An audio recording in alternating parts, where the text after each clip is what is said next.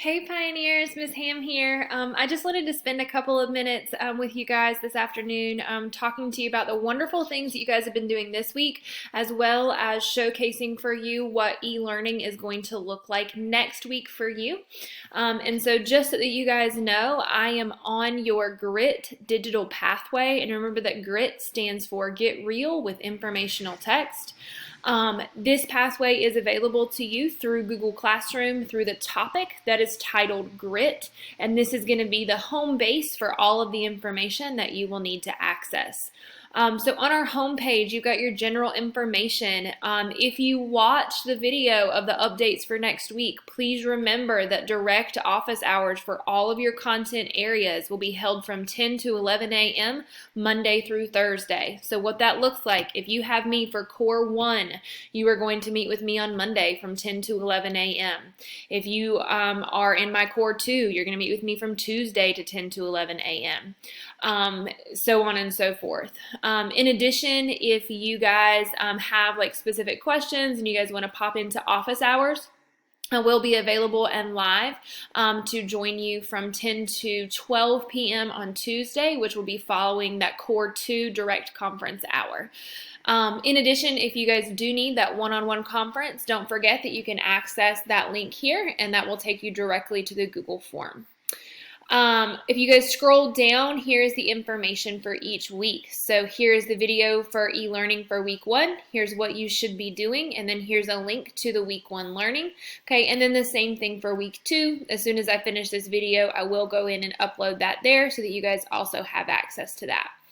So last week, you guys worked specifically on RI 7.2 as you went and identified central ideas in a text and analyzed their development over a text. You guys did a really, really good job with this. I was really impressed with your skill level, and then also really impressed with your flexibility, as this was the first week of digital learning. Something that I do want you guys to know, please remember that learning is self-paced. So when we talk about RI 7.2, when we talk about that work, if you finish that work, great. That's exactly what you were supposed to do. However, if you're still struggling with that work, what I would like for you to do is shoot me an email so that I know kind of where you are in that learning process, and I'll be glad to be flexible with you to help you get to where you need to be. This week, we're going to go back and we're going to focus specifically on RI 7.1.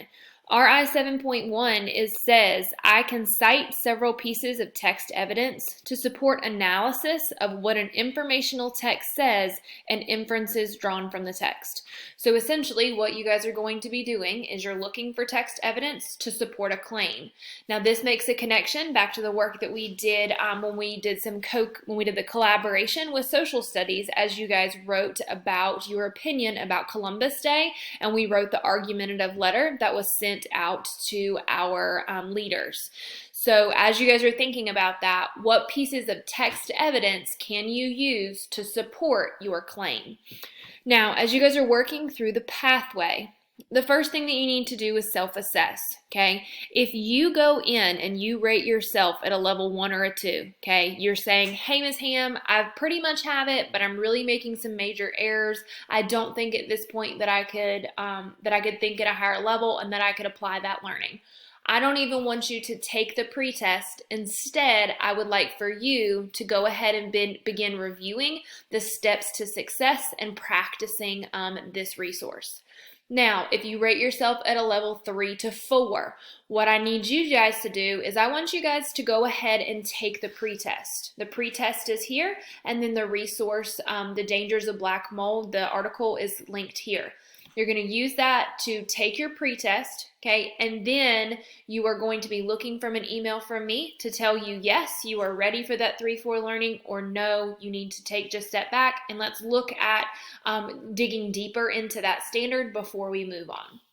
Okay, so step 1 is going to be to self-assess and then to pre-assess if necessary.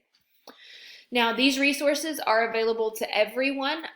These resources are going to take you through how to effectively provide text evidence. For this, we're going to be using a strategy called ACE. ACE stands for, the A stands for answer, C stands for cite, and E stands for explain. So you're going to answer the question, Cite the evidence. That means that you're going to give me a direct quote from your text to tell me exactly how you got that answer, and then you're going to explain how your A and your C are related, okay, and how it all comes together. So here's a chart for you, here's a video, and then here's even some practice questions for you guys to work on that skill. In addition, there is your anchor chart, again showing you the different steps to success. Now, here's where this is different from last week. Last week, I just had everybody do the learning evidence, unless I sent you an email. But after some reflection, I think that we're really ready to kind of split up that learning and personalize that learning based on what you guys already know. So if you are at a level 1 or 2, okay, and you've reviewed the support materials, and then you are ready to do your learning evidence. There's 3 pieces of learning evidence. You have your annotation. This is what you guys did last week when you go in and you mark up the text. There's also an option on here where you will just go in and highlight the boxes based on the reading. Number 2, you have your skill focus. That is using your ACE strategy to show me the text evidence. And then here's a resource to integrate resources. So you're taking one resource and you're figuring out what connections they have together. You're going to watch the video and then answer the questions. So that is for my level 1-2 learners. My level 1-2 learners, when you guys are finished, you will go ahead and move down here to the bottom where you will post-assess. Okay, and then you will be finished with RI 7.2 until you and I follow up. Okay, for those of you guys that are my level 3-4 learners, you guys are going to follow these directions. You're going to review the CDC's website about mold. Then you're going to answer this question, and then you're going to create an infographic, a Prezi, or a Google Sites to share your response. Okay, remember that with this piece of text evidence, I am looking for you to use text evidence to support your claim. Okay. Here's the website, and then here's the 3 links. And then again, once you're finished, you are going to post-assess. Okay, this information is live to you right now. However, it is not linked in Google Classroom, so that will be happening within the next hour or so. So if you guys will please be sure every day, you guys need to be checking your email. You guys need to be checking Google Classroom and making sure that you don't have any communication from me or from your other teachers. In order for this to be successful, we all have to be on the same page, and the way that we need to do that is to be able to communicate. If you guys need anything from me, please shoot me an email, shoot me a text, whatever you guys need to do. I am here to support you in any way that I can. I am proud of you, and I am thankful for all of your hard work. I miss you guys and hope to see you in the next couple weeks. I'll talk to you soon. Bye.